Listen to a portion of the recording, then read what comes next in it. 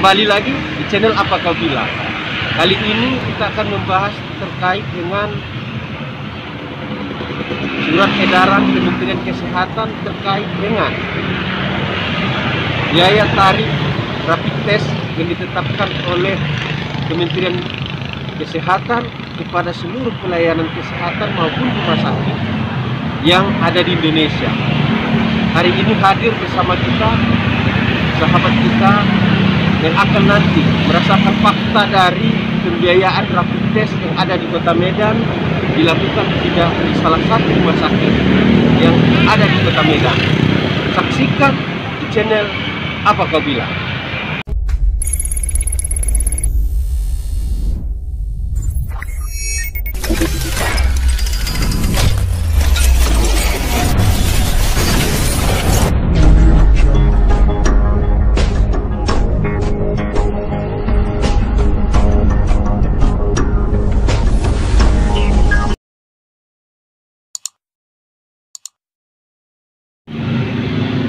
Wahai pemirsa semua, terkait dengan surat edaran Kementerian Kesehatan, yang mana surat tersebut sesuai dengan surat edaran nomor HK.02.02 1-2875-2020 tentang batasan tarif tertinggi pemeriksaan rapid test antibody, yang mana batasan tarif tertinggi pemeriksaan rapid test antibody ini sesuai dengan surat edaran dari Kementerian Kesehatan Republik Indonesia hanya untuk dipergunakan tentang masyarakat melakukan perjalanan dalam negeri.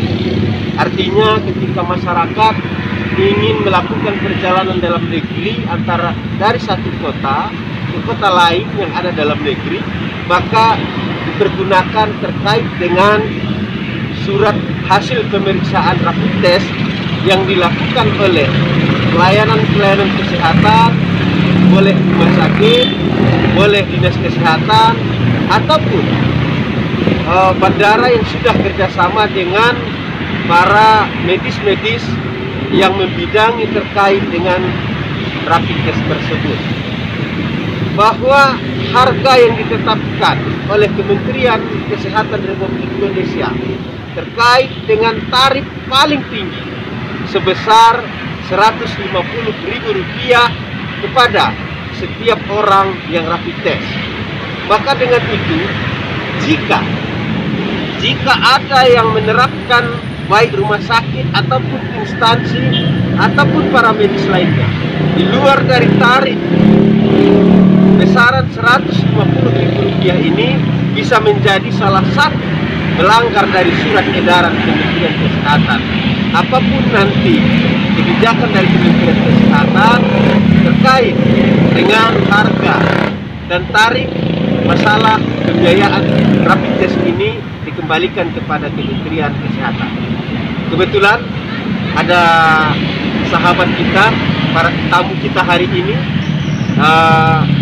yang terkait merasakan fakta pembayaran tarif terhadap rapid test ini. Tapi apakah yang sesuai surat edaran hanya untuk perjalanan, atau yang semua yang namanya di rapid test membayar sesuai surat edaran ini? Tapi berdasarkan surat edaran, perlu kita ketahui seluruh masyarakat Indonesia, biaya rapid test itu di rumah sakit ataupun pelayanan kesehatan hanya dibebankan untuk surat ataupun hasil dari rapid test itu untuk perjalanan. Tapi kali ini saya lihat fakta berbeda.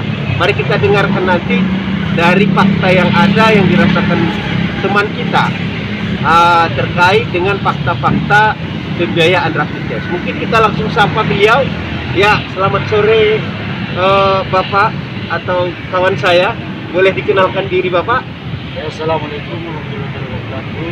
Waalaikumsalam warahmatullahi wabarakatuh. Kenalkan, nama saya Ahmad Kasibuan.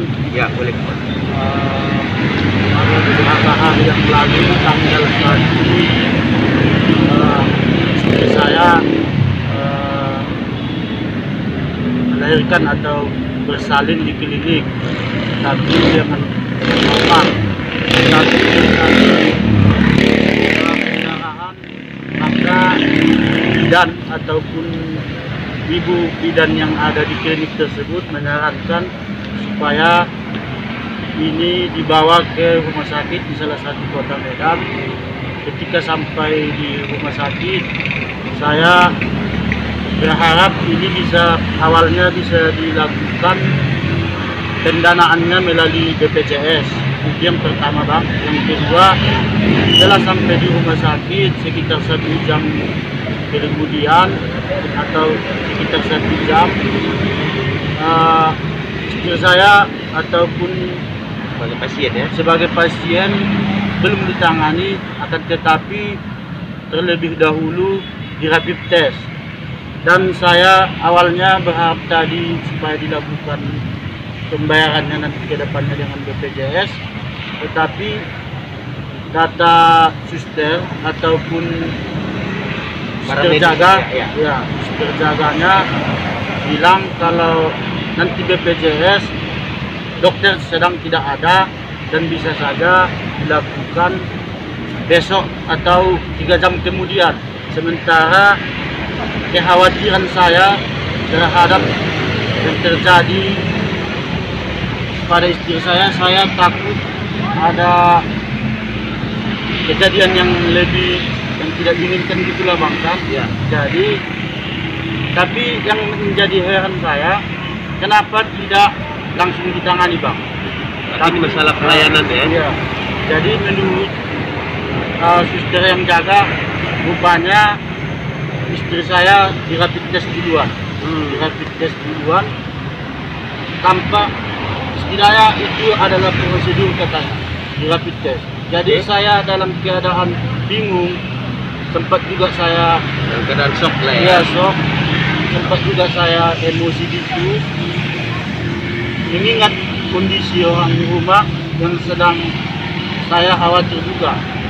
Akan tetapi menurut saya yang harus diutamakan ya diselamatkan dulu. Kalau memang di rapid test lebih dulu, bergejolak dalam pikiran saya, kalau memang dia di rapid test duluan, bagaimana penanganan penyakit yang sedang dialami? Sementara dia butuh penanganan yang lebih serius. Dalam kebimbangan itu saya juga diapakan lagi, harapan saya tadi BPJS, akan tetapi mereka meminta ini supaya jadi pasien umum dia, Bang. Ya. Jadi pasien umum tidak lagi menggunakan BPJS. Tidak lagi menggunakan BPJS karena kalau menggunakan BPJS katanya dokter nggak ada dan bisa jadi dokter lama datang. Tapi kalau pembayaran umum dokternya ada. Dokter segera menunggu. Kira-kira begitulah. Makanya pada saat itu dengan keadaan tertekan saya pun berharap supaya istri saya cepat ditangani. Maka saya diberi secara kertas yang sudah diisi, tinggal mengisi nama bahwasanya saya bersedia istri saya dibuat ke pasien umum, itu segera ditangani. Itu pun demikian hampir 1 jam menunggu hasil dari rapid test itu, yang sejatinya itu juga saya bayar. Oh, itu dibayar? Iya, dibayar. Sebesar? Dari setelah terjadi, iya, setelah terjadi apa ini, Bang? Setelah terjadi semua proses pengobatan lah. Saya lihat di apanya 65.000. Oh, di faktur ada ya, pembayaran ada rapid test 65.000 besarannya. Dan itu sempat saya bertanyakan sama kasir, biaya rapid test 65.000. Iya, semua memang itulah total biayanya. Jadi kan saya pasien umum, ya. Sementara saya kan ada BPJS. Ya. Dan klinik memang saya gunakan BPJS-nya sampai hari ini. Ya. 2 hari kita kan keluar dari klinik memang menggunakan BPJS. Tapi kalau di rumah sakit tidak bisa menggunakan biaya umum. Artinya bayar saya cash. membayar cash dengan uang pengeluaran pribadi lagi, Bang. Jadi yang saya kesalkan tadi, ya. Kalau seandainya memang rapid testnya digunakan untuk menguji COVID, kalau seandainya kata saya mengamuk bang, tangani duluan. Takut saya ini jadi dibuat yang aneh-aneh karena dari informasi atau kita lihat dari berita yang beredar bang. Takut kita kalau kita makin emosi nanti makin apa, makin diapakan ini. Jadi takut khawatir di punishment. Jadi istri saudara jadi pandemi apa kena COVID. Iya itu takut saya bang. Takutnya langsung diisolasi kan. Makanya saya langsung setuju di pasien umum kan. Ini menjadi apa trauma lah ya, ketraumaan saya. Berita-berita yang muncul ya. Iya bang. Itu yang saya khawatirkan bang. Jadi timbul ketidakpercayaan saya sama rumah sakit ya. Lah. Dalam penanganan. Dalam kondisi seperti ini, yang Bapak harapkan ke pemerintah, baik itu juga Kementerian Kesehatan, gugus COVID, terus Dinas Kesehatan Provinsi Sumatera Utara, ada nggak?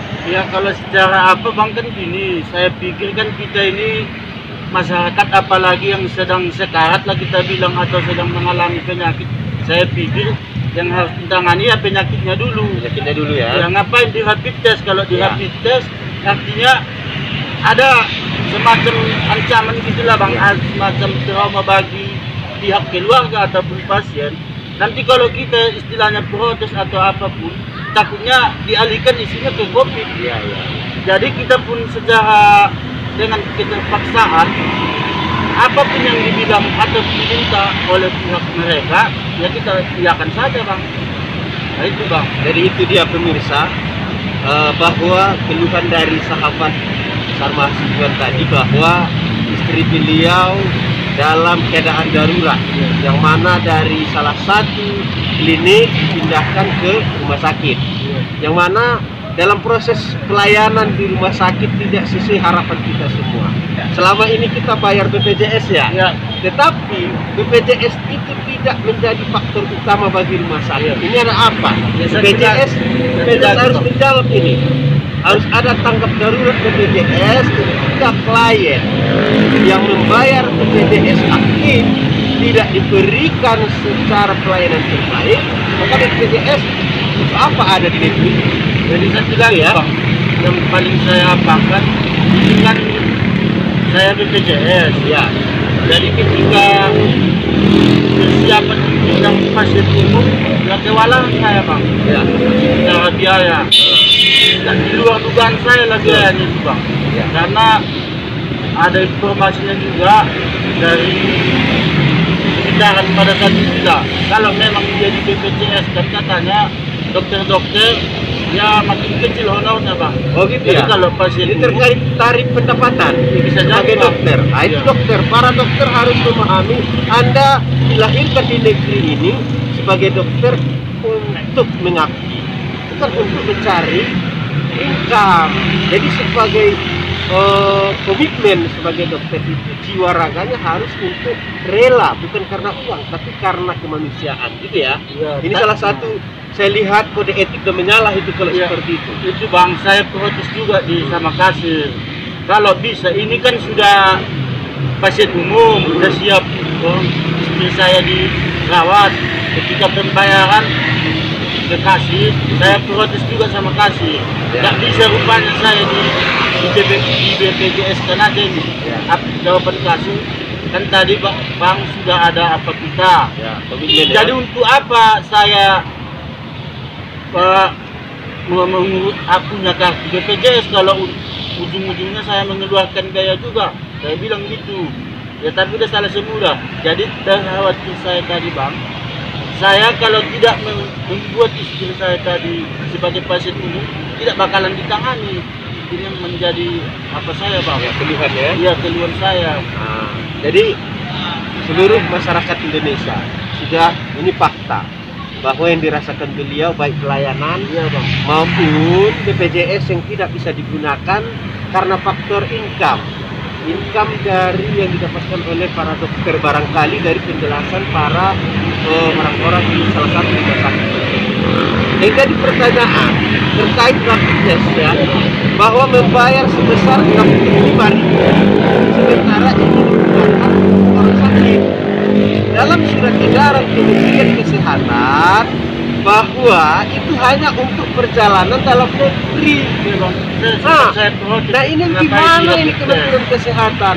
Di mana para gugus COVID di Sumatera Utara selaku dari Dinas Kesehatan Provinsi harus pantau rumah sakit yang menerapkan rapid test itu bayar. Jadi rakyat hari ini dalam kondisi ya tertekan secara ekonomi, biaya tak ada, perlu perhatian semua pihak, terutama pemerintah. Jangan lagi di sini ada ajang. Saya katakan ini ajang kesempatan dengan surat edaran buat rapid test bayar 65.000. Ya, kalau seandainya saya tolak itu kan kalau ditolak beliau rapid test, ya bisa saja. Jadi yang tidak bisa di apa? Rumah sakit. Karena faktornya itu tadi harus bayar ini yang jadi kepikiran beliau. Sudah istri sakit, biaya ditetapkan, tidak ada perhatian dari BPJS. Jadi ini banyak.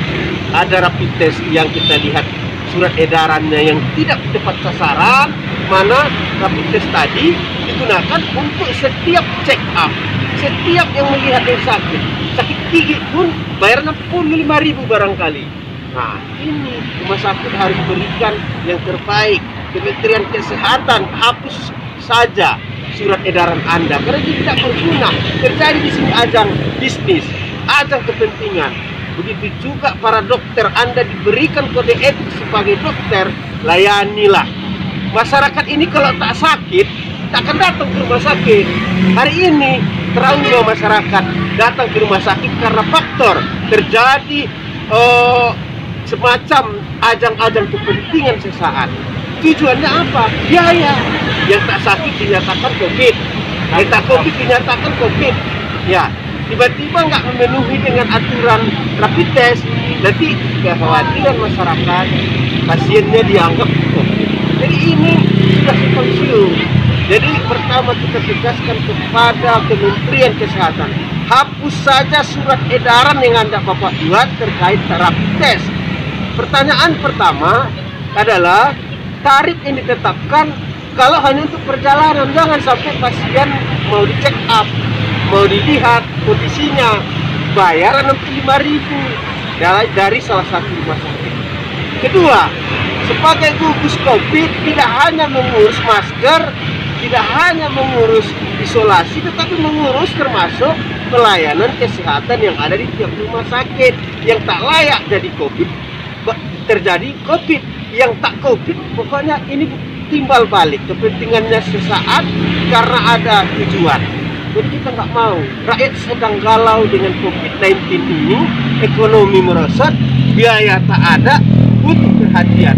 Di mana Anda sebagai pemerintah, terutama Kementerian Kesehatan. Kalau Anda tak mampu sebagai Menteri Kesehatan, bagus Anda katakan saya mundur gara-gara terjadi kenyataan hari ini. Kami lebih fair sebagai rakyat melihat masyarakat ataupun pemimpin yang terbuka. Kalau memang Bapak menyatakan bahwa keadaan situasi seperti ini, pelayanan kesehatan yang tak mampu melayani secara baik, para medis juga tidak menunjukkan sebagai kode etiknya melayani masyarakat. Terus ketiga, rumah sakit ataupun yang lain, kepentingan keuangan atau bisnis utamakan, bukan kepentingan masyarakat Indonesia.